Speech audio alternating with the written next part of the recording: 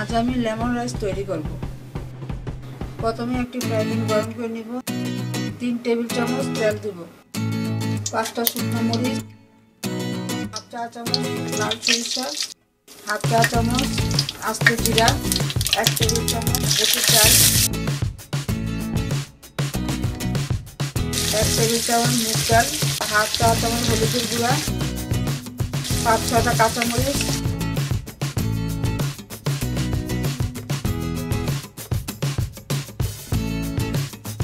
आधा कप पेঁয়াজ,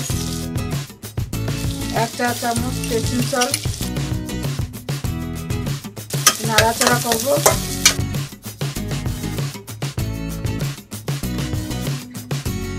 সামান্য একটু পানি দিয়ে ঢেকে রাখবো। 10 মিনিট ঢেকে রাখবো।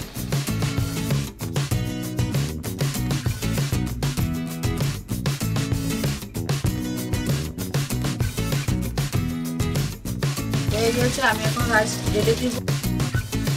রাইসটা সিদ্ধ করা ভালোভাবে নাড়াচাড়া করে নিতে হবে যেন সব মশলাগুলি লেগে যায় রাইসের সাথে।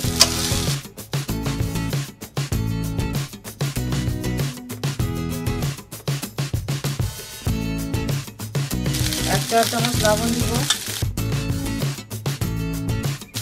1 টেবিল চামচ লেমন রস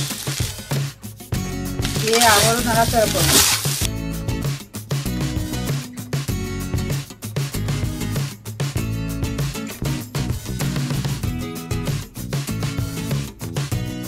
পাঁচ মিনিট ঢেকে রাখবো।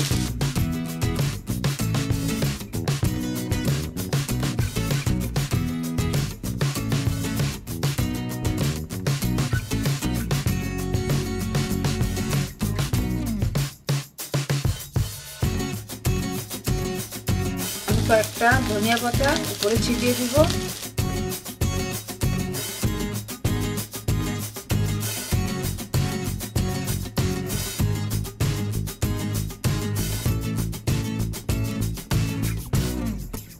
হয়ে গিয়েছে লেমন রাইস। আমি প্রতিদিন আপনাদের জন্য নতুন নতুন রেসিপি নিয়ে আসব। দেখার জন্য নিচে দেওয়া সাবস্ক্রাইব বাটনে ক্লিক করে নিন।